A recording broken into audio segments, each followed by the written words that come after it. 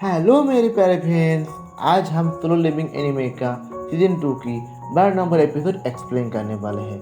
सच में फ्रेंड्स, आज के वीडियो एकदम हाई लेवल का होने वाला है, क्योंकि आज के वीडियो में तुम लोगों को एक आई कैचिंग ज़बरदस्त फाइट देखने को मिलेगा और वीडियो के एंड पे तुम लोगों के लिए एक ज़बरदस्त सरप्राइज भी है।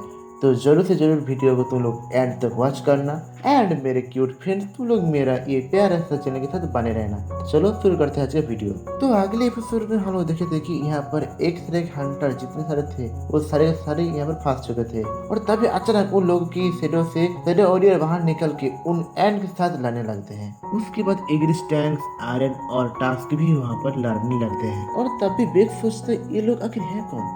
और उसी वक्त वहाँ पर जिम्बू भी आ जाता है, जो अपना एक शेडो सोल्जर की जगह एक्सचेंज करके आया था। और जिम्बू को वहाँ पर देख के सारे लोग हैरान होकर सोचने लगता है कि आखिर ये यहाँ पर कैसे आया। दूसरी तरफ जुनी और बाकी सब देखते हैं कि रेड का जो लाइव टेलीकास्ट आ रहा था वो अचानक ही बंद हो गया, और इसी कारण लोगों को पता ही नहीं कि जेजू आइलैंड पे क्या हो रहा है। ब्रॉडकास्ट चैनल पे ढेर सारे कॉल्स आ रहे थे कि अचानक टेलीकास्ट क्यों बंद कर दिया, उसे जल्द से जल्द चालू करो। तो दूसरी तरफ डायरेक्टर कहता है कि आज टेलीकास्ट तो छोड़ो, हमें हमारा कैमरामैन के साथ ही काट नहीं हो पा रहा है। कहीं ऐसा ना हो कि सारे एक से एक हंटर वहीं पर मारे गए हो। इधर हम देखते हैं कि उस कैमरामैन का कैमरा खराब हो चुका था, जिसमें सिग्नल नहीं आ रहा था।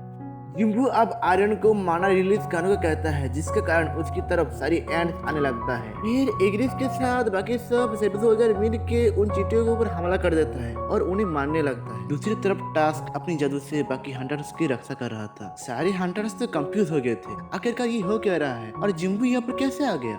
जिम्बू कहता है कि ये सब मैं बाद में एक्सप्लेन करूंगा, पहले तुम लोगों की इंजरी ठीक करना जरूरी है। तब जिम्बू अपना इन्वेंटरी में से कुछ हीलिंग पोशन निकालता है और उन सबको पिला देता है, जिससे वो सब ठीक हो जाते हैं। इसके बाद जिम्बू चाहिन को भी एक पोशन पिलाता है, लेकिन उसके ऊपर इस दवाई कोई असर नहीं करता, क्योंकि चाहिन यहाँ पर बहुत ज्यादा इंजरी हो चुका था। वो उसका घाव बहुत ही गहरा था, इसीलिए जिम्बू भी अब कुछ कर नहीं पा रहा था। इसीलिए उन्हें चाहिन की इलाज के लिए उसे यहाँ से बाहर ले जाना होगा। लेकिन थोड़ी थोड़ी देर में हजारों चिट्ठियां अंदर आती जा रही थी।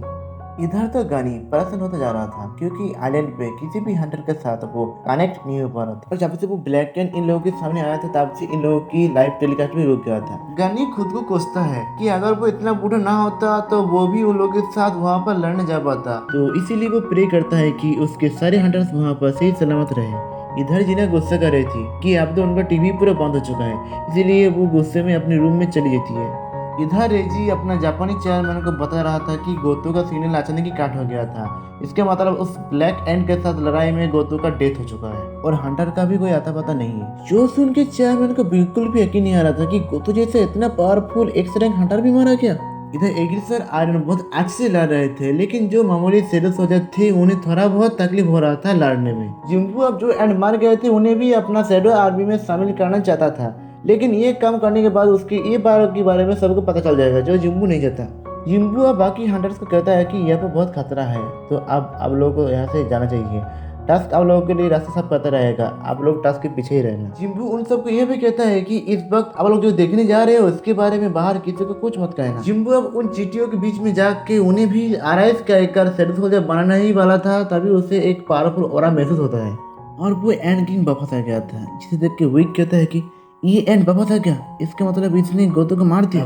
एंड किंग कहता है बाहर मुझे कोई राजा नहीं मिला, क्या तुम लोगों में से कोई राजा है। जिम्बू ने गोतो के साथ भी एक शेडो अटैच किया था, जिसका कॉन्टैक्ट अचानक ही टूट गया था। इसका मतलब सच में एंड किंग ने गोतो को मार दिया है। जिम्बू अब आगे बढ़कर उस एंड किंग के पास जाता है। वो एंड किंग जिम्बू कहता है कि क्या तुम इंसानों का राजा हो। तब जिम्बू उसे कहता है कि तुम एक कीड़ा होकर ऐसे बात कैसे कर सकते हो। जो सुनकर एंड किंग बहुत ही भड़क गया था। तो इधर कैमरामैन की कैमरा में अचानक ही सिग्नल आ गया था। तो दूसरी तरफ डायरेक्टर कहता है कि आप जल्दी से जल्दी लाइव टेलीकास्ट शुरू करो। तब उसका जूनियर कहता है कि अगर हम लोग इस टाइम लाइव टेलीकास्ट किया तो इसमें बिल्कुल भी ढीले नहीं होंगे, और अगर आइलैंड में कुछ उल्टा सीधा हो गया तो उससे ये लोग एडिट भी कर नहीं पाएंगे। तब डायरेक्टर कहता है कि टेलीकास्ट बंद होने से कारण पहले ही वो लोग हम पे गुस्सा है, तो अब वो सब फर्क नहीं पड़ता। ये कहने के बाद ही वो लोग लाइव टेलीकास्ट शुरू कर देते हैं, और तब सब देखते हैं कि जिम्बू उस एंड किंग के सामने डट के खड़ा हुआ था, जो देख के सभी हैरान हो जाते हैं। इधर जीना भी देखती है और सोचती है कि जिम्बू इस मिशन में कब चला गया। उधर तो गानी खुशी के मारे एक मुक्के में अपनी कुर्सी तोड़ देता है, क्योंकि जिम्बू ने जो फाइट जंग लिया था। अब जिनचून जिम्बू को वहाँ पर देख के कहता है कि जिम्बू ने इतनी जल्दी वहाँ पर पहुंचा कैसे। तब गानी कहता है कि ये बड़ी बात नहीं है, क्योंकि अब यही हमारा आखिरी उम्मीद है। इधर एंड किंग जिम्बू के मुंह पे एक जोरदार मुक्का मारता है, जो देखकर बाकी सब हंटर कहते हैं कि एक जादूगर दुश्मन का इतना करीब नहीं जाता, इसका तो बैंड बच गया होगा। तब एंडकिंग कहता है कि तुम भी बहुत कमजोर हो, लेकिन वो कुछ देर बाद देखता है कि उसकी पांच से जिम्बू को कुछ भी नहीं हुआ था। उसने जिम्बू को एक बाल भी पका कर नहीं पाया था। अब जिम्बू भी एक जबरदस्त मुक्का एंडकिंग को मारता है, जिससे एंडकिंग पीछे चला जाता है। तब ये सब देख के हंटर में पूछता है कि जिम्बू एक जादूगर टाइप हंटर ही है ना। तब बेग कहता है कि सच में उसे भी नहीं पता था कि जिम्बू इतना स्ट्रांग है। इधर जिम्बू भी कहता है कि सच में एंडकिंग बहुत मजबूत है, शायद उसकी सेल की वजह से। अब ये दोनों एक दूसरे को ऐसे ही मुक्का मार रहे थे और उन दोनों के मुक्के में इतना पावर था कि कैमरामैन सही से खड़ा नहीं हो पा रहा था। इधर जिम्बू एंडकिंग के ऊपर बहुत भारी पड़ रहा था और उसने अपनी आखिरी पांच पे एंडकिंग को बहुत पीछे धकेल देता है। तब एंडकिंग सोचता है कि आखिर ये इंसान है कौन। ये सोचने के बाद वो फिर से जिम्बू के ऊपर हमला बोल देता है और जिम्बू फिर से एक जबरदस्त मुक्का उसके मुख पे मारता है। तो अब यहाँ पर अचानक एंडकिंग अपना जीभ निकाल के जिम्बू के गाल पे काट देता है, जिससे जिम्बू के अंदर जहर फैलने लगता है। अब एंडकिंग जिम्बू कहता है कि ये जहर मैंने अपनी मैजिक पावर से बनाया है, अब तुम थोड़ा भी हिल नहीं पाओगे, अब तुम पूरा पैरालाइज हो जाओगे, अब तुम्हारा खेल यहीं पर खत्म होता है इंसान, अब तुम अपनी जिंदगी को बाय बाय कह दो। और ये कहने के बाद ही एंडकिंग जिम्बू के ऊपर एक जानलेवा हमला कर देता है। अब इधर जापानी चेयरमैन को पता चलता है कि उसके 10 हंटर में से 7 हंटर मार चुके हैं और वो गुस्से के साथ कहता है कि ये हंटर्स कितने यूजलेस हैं। रेजी अब उस जापानी चेयरमैन को बताता है कि जिस एंड ने गोतो को मारा था वो वापस डंजन के अंदर चला गया है। चेयरमैन सोचता है डंजन में तो कोई हंटर्स है, अगर गोतो ने उसे मार नहीं सका तो ये लोग उसका क्या बिगाड़ लेंगे। वो लोग अब बाकी हंटर्स को वहाँ से जल्दी से निकलने का ऑर्डर देते हैं ताकि वो दूसरी टीम के साथ मिल के वापस अटैक कर सके। ये सुनने के बाद हुसैन कहता है कि वो मोस्टर बहुत ही खतरनाक है, हम लोग उसे मार नहीं सकते, हम लोग को इस विजय को छोड़ के भागना चाहिए वरना हम लोग भी मारे जाएंगे। इधर एंडकिंग जिम्बू को मारने ही जा रहा था तो अचानक जिम्बू उसका एक हाथ पकड़ लेता है और दूसरी हाथ से एंडकिंग के पेट में जबरदस्त एक मुक्का मारता है, जिसके कारण एंडकिंग बहुत दूर जाकर गिरता है। जोई हैरान होकर कहता है कि उस पे जहर का असर नहीं हुआ क्या। तब बेग हंसते हुए कहता है कि अब तो मुझे किसी चीज से हैरानी नहीं होती, क्योंकि जिम्बू के सिस्टम ने ही उस जहर को असर करने नहीं दिया। जिम्बू सोचता है कि वो इस एंड की इमोशन महसूस कर सकता है, लेकिन वक्त जितना ही जा रहा था चाइन की हालत उतना ही खराब होता जा रहा था और इसी कारण जिम्बू यहाँ पर इस खेल को जल्दी से जल्दी खत्म करना चाहता है और इसीलिए उसने एंड किंग के ऊपर हमला कर दिया था, लेकिन उस किंग ने उस अटैक को डच कर दिया। एंड किंग अब अपने पंखे के जरिए उन्हें लगा था और वो कहता है कि इसके ऊपर मेरी जहर का असर नहीं कर रहा है और ये मुझसे भी ज्यादा ताकतवर है, तो अब मुझे अपना स्पीड के जरिए लड़ना पड़ेगा। और ये कहने के बाद ही वो ट्रांसफॉर्म हो जाता है, अपना शरीर को पतला कर लेता है और अपना नाखून को और भी ज्यादा नुकीला बना लेता है। जिम्बू अब डीमन किंग बर्नर के दोनों डैगर्स बाहर निकालता है और दोनों एक साथ लड़ने लगते हैं। एंड किंग अब अपना आइस वाला पावर भी यूज करता है, जो शायद उससे वो आइस वाला हंटर को मारने से मिला होगा, लेकिन जिम्बू उसे रुई की तरह काट देता है। एंड किंग को अब रियलाइज होता है कि जिम्बू की स्पीड एकदम उसका बराबर ही है, बल्कि जिम्बू की स्पीड बाकी बार बढ़ते जा रहा था। दोनों के बीच में इतना जबरदस्त फाइट हो रहा था कि बाकी सब ठीक से देख भी नहीं पा रहे थे और ये फाइट का सीन एकदम सच में कमाल का है, मतलब यहाँ पर पूरा पैसा वसूल हो गया भाई। जिम्बू एंड किंग की पूरी तरह से धुलाई कर देता है। अचानक एंड किंग जिम्बू को आंखों में पांचा मारने वाला था, तो तभी जिम्बू ने अपना स्किल को अपडेट करके उसका हाथ ही काट देता है, लेकिन एंड किंग खुद को हीलिंग एबिलिटी यूज करके ठीक कर लेता है और जिम्बू का एक बड़ा सा आइस का दीवार खड़ा कर देता है और भागने लगता है। यहाँ पर एंड किंग को इतना समझ में आ गया था कि वो जिम्बू के साथ लड़ नहीं सकता और इसीलिए वो अपनी जान बचाने के लिए भागने की कोशिश करता है, लेकिन जिम्बू उसे भागने नहीं देता, उसका हाथ पैर काट के उसे नीचे गिरा देता है।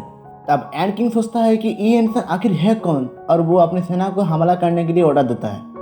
तो अब इधर जिम्बू भी अपना शैडो सोल्जर बुला लेता है और उसका सेना उन एंड्स को मारने लगता है और टास्क तो इतना बड़ा धमाका करता है कि गुफा में ही छेद हो जाता है। ये सब देखकर एंड किंग सोचता है कि मुझे तो सबसे ऊपर होना चाहिए था, मुझे तो सबका राजा होना चाहिए था, लेकिन अब उसे अपनी जान बचाने के लिए भागना पड़ेगा। और अब फिर से एंड किंग अपनी जान बचाने के लिए भागने की कोशिश करता है, लेकिन जिम्बू उसे अपना टेलीकिनेसिस पावर से पकड़ लेता है और नीचे जोरों से पटक देता है।